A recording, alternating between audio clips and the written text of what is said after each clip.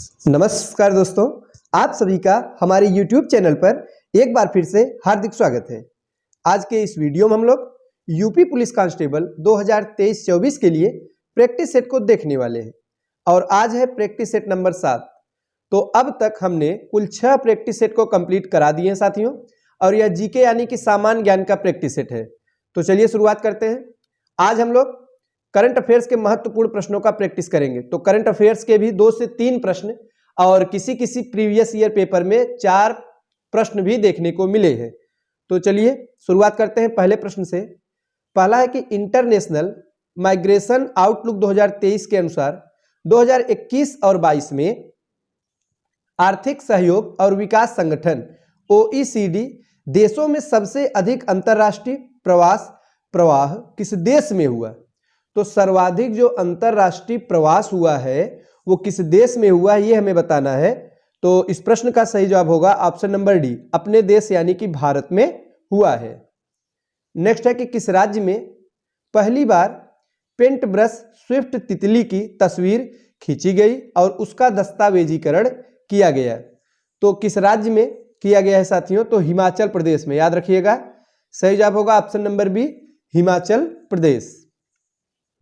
अगला प्रश्न है, विश्व पर्यटन संगठन द्वारा भारत के किस गांव को सर्वश्रेष्ठ पर्यटन गांव 2023 का पुरस्कार दिया गया। महत्वपूर्ण है साथियों, परीक्षा में पूछे जाने की पूरी संभावना है।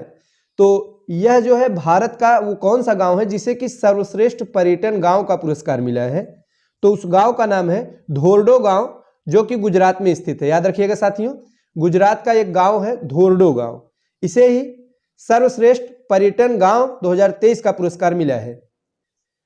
अगला प्रश्न है कि रक्षा मंत्री राजनाथ सिंह ने 21 अक्टूबर 2023 को किस शहर में भारतीय सैन्य विरासत महोत्सव के पहले संस्करण का उद्घाटन किया। तो किस शहर में किया है, तो नई दिल्ली में। याद रखिएगा, नई दिल्ली यानी भारत की राजधानी नई दिल्ली में इसका उद्घाटन किया गया है।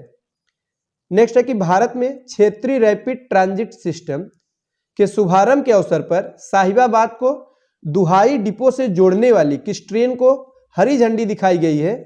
तो उस ट्रेन का नाम हमें बताना है। तो नमो भारत रैपिड एक्स ट्रेन, याद रखिएगा, भारत की जो है पहली सेमी हाई स्पीड ट्रेन है साथियों नमो भारत रैपिड एक्स ट्रेन। तो इसे ही हरी झंडी दिखाई गई। सही जवाब होगा ऑप्शन नंबर सी। अगला प्रश्न साथियों, 18 अक्टूबर 2023 को राष्ट्रपति द्रौपदी मुर्मू ने किस राज्य के चतुर्थ कृषि रोड मैप का शुभारंभ किया है। तो सही जवाब होगा बिहार, ऑप्शन नंबर सी। चलिए अब हम बढ़ते हैं अपने अगले प्रश्न की तरफ, जो है कि automated permanent academic account registry, जिसे अपार शॉर्ट रूप में कहा जाता है, इसके संदर्भ में निम्नलिखित कथनों पर विचार करें। 2 कथन दिए गए हैं, हमें बताना है कौन सा कथन सही कथन है। तो पहला है, इसे शिक्षा मंत्रालय द्वारा लॉन्च किया गया, बिल्कुल सही है साथियों। जो automated permanent academic account registry है, ये शिक्षा मंत्रालय द्वारा इसे लॉन्च किया गया है। दूसरा है, APAAR के तहत प्री प्राइमरी से लेकर उच्च शिक्षा तक प्रत्येक छात्र को एक विशिष्ट पहचान संख्या मिलेगी। जिस प्रकार से आधार नंबर में एक विशिष्ट पहचान नंबर होता है, उसी प्रकार से इसके तहत जो है प्री प्राइमरी से लेकर उच्च शिक्षा तक के प्रत्येक छात्र को, हर एक छात्र को एक विशिष्ट पहचान नंबर प्रदान किया जाएगा। दोनों बिल्कुल सही कथन है। सही जवाब होगा ऑप्शन नंबर सी।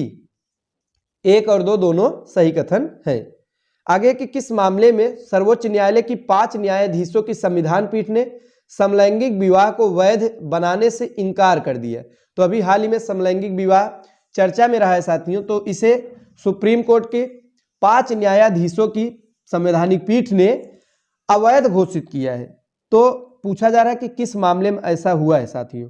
तो सही जवाब है ऑप्शन नंबर डी, सुप्रियो और अन्य बनाम यूनियन ऑफ इंडिया मामला। नाम याद रखिएगा, सुप्रियो नाम आपको जरूर याद रहना चाहिए। हमारा अगला प्रश्न है साथियों, किस संगठन ने सस्ते पानी की ऊंची कीमत शीर्षक से रिपोर्ट जारी की है। तो ये जो सस्ते पानी की ऊंची कीमत, इस शीर्षक से जो रिपोर्ट जारी किया गया, किस संगठन के द्वारा किया गया है, ये हमें बताना है। तो साथियों world wide fund for nature द्वारा किया गया, ऑप्शन नंबर बी। तो आज के इस वीडियो में हम लोग कुल करंट अफेयर्स के 30 महत्वपूर्ण प्रश्नों का प्रैक्टिस करेंगे साथियों। तो आज प्रश्नों की संख्या को हमने 30 किया है ताकि ज्यादा से ज्यादा प्रश्न आपके तैयार हो सके कम समय में। नेक्स्ट है, नोबेल शांति पुरस्कार विजेता मार्टी अहतिसारी, जिनका हाल ही में निधन हो गया, किस देश के 10वें राष्ट्रपति थे? तो साथियों इस प्रश्न का जो सही जवाब होगा वो होगा ऑप्शन नंबर सी, फिनलैंड। ये फिनलैंड के 10वें राष्ट्रपति थे। केरल के विझिंजाम बंदरगाह पर पहुंचने वाला पहला मालवाहक जहाज कौन सा है? तो कौन सा है? तो जेन हुआ 15 ये जो है पहला मालवाहक जहाज है। आगे की हेपेटाइटिस सी के उन्मूलन की दिशा में WHO द्वारा गोल्ड टियर का दर्जा हासिल करने वाला पहला देश कौन सा बन गया? महत्वपूर्ण प्रश्न है। तो साथियों सही जवाब होगा ऑप्शन नंबर ए, मिस्र। याद रखिएगा मिस्र जो है वह पहला देश बन गया है गोल्ड टियर का दर्जा हासिल करने वाला। आगे की विदेश मंत्री एस जयशंकर ने अक्टूबर 2023 में किस शहर में नोबेल पुरस्कार विजेता लेखक कवि रविन्द्रनाथ टैगोर की प्रतिमा का उद्घाटन किया? तो रविन्द्रनाथ टैगोर की जो प्रतिमा का उद्घाटन किया गया वियतनाम के बाक निन्ह सिटी में इसका उद्घाटन किया गया। सही जवाब होगा ऑप्शन नंबर डी। आगे है साथियों कि 16 अक्टूबर 2023 को भारत ने किस देश के साथ अपनी पहली 2+2 विदेश और रक्षा वार्ता आयोजित की है? महत्वपूर्ण है। तो अंतरराष्ट्रीय करंट अफेयर्स का प्रश्न है, सही जवाब होगा ब्रिटेन। याद रखिएगा 2+2 विदेश और रक्षा वार्ता भारत और ब्रिटेन के साथ में आयोजित की गई। विश्व स्वास्थ्य शिखर सम्मेलन 2023 का आयोजन कहां किया गया था, जिसकी theme A defining year for global health action है? तो साथियों जर्मनी में इसका आयोजन किया गया था। अगला प्रश्न है विश्व बैडमिंटन रैंकिंग में पहली रैंक हासिल करने वाली पहली भारतीय युगल जोड़ी कौन बन गई है? तो सात्विक साईराज, रंकी रेड्डी और चिराग शेट्टी की जोड़ी बन गई। सही जवाब होगा ऑप्शन नंबर ए। आगे की महिला हॉकी एशियाई चैंपियनशिप ट्रॉफी 2023 का शुभंकर क्या है? शुभंकर से प्रश्न जरूर बनता है। तो जूही हथनी, नाम याद रखिएगा, जूही हथनी जो है शुभंकर है। नेक्स्ट है कि हाल ही में किस राज्य के डंपा टाइगर रिजर्व में टॉड की नई प्रजाति खोजी गई है? तो बताइए इस प्रश्न का सही जवाब क्या होगा? Option number C, Mizoram. यहां से दो तरीके से प्रश्न बन सकते हैं। एक तो डंपा टाइगर रिजर्व किस राज्य में है? तो आप बताएंगे मिजोरम। इसमें किसकी नई प्रजाति खोजी गई है? तो आप बताएंगे टॉड की नई प्रजाति खोजी गई है। आगे है कि चौथे पैरा एशियन गेम्स 2023 में भारत के ध्वजवाहक कौन थे? तो पारुल परमार और अमित सरोहा थे। Option number A. भारत में पहली बार तिलापिया पार्बोवायरस किस राज्य में देखा गया? महत्वपूर्ण प्रश्न है साथियों। तो यह जो है तमिलनाडु राज्य में देखा गया। तो भारत में पहली बार इसे किस राज्य में देखा गया? तो आप बताएंगे तमिलनाडु राज्य में देखा गया है। इसरो ने किस वर्ष तक अंतरिक्ष में स्वदेशी स्टेशन केंद्र स्थापित करने का लक्ष्य रखा है? तो यह जो लक्ष्य रखा गया है 2035 तक रखा गया है। सही जवाब होगा ऑप्शन नंबर बी, 2035। हाल ही में नियुक्त हुए व्यक्तियों में कौन सुमेलित है? व्यक्ति और संबंधित क्षेत्र है, हमें बताना इनमें से कौन सा सुमेलित है। पहला है क्रिस्टोफर लक्जन। साथियों ये न्यूजीलैंड के प्रधानमंत्री बने हैं, बिल्कुल सही है। दूसरे हैं डेनियल नोबोवा, इक्वाडोर के राष्ट्रपति बने, ये भी सही है। रघुबर दास ओडिशा के राज्यपाल, तीनों सही है। सही जवाब होगा ऑप्शन नंबर डी। इनमें से सभी बिल्कुल सही सुमेलित है। अगला प्रश्न है हाल ही में इंस्टीट्यूट ऑफ डायरेक्टर्स द्वारा किस संस्था को आपदा प्रबंधन में गोल्डन पिकॉक पुरस्कार से सम्मानित किया गया है? तो REC लिमिटेड को सम्मानित किया गया। सही जवाब होगा ऑप्शन नंबर बी। नेक्स्ट है कि वर्ष 2023 में कौन सा देश है लिम्फेटिक फाइलेरियासिस रोग को समाप्त करने वाला दक्षिण पूर्व एशिया का दूसरा देश बन गया है? तो उस देश का नाम है Laos. Option number D. Next है कि हाल ही में यूरोपीय संसद ने किसे सखारोव पुरस्कार से सम्मानित किया है?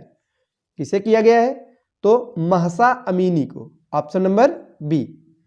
भारतीय अंतरिक्ष अनुसंधान संगठन इसरो के गगनयान मिशन के पहले उड़ान परीक्षण वाहन का क्या नाम है? महत्वपूर्ण प्रश्न है।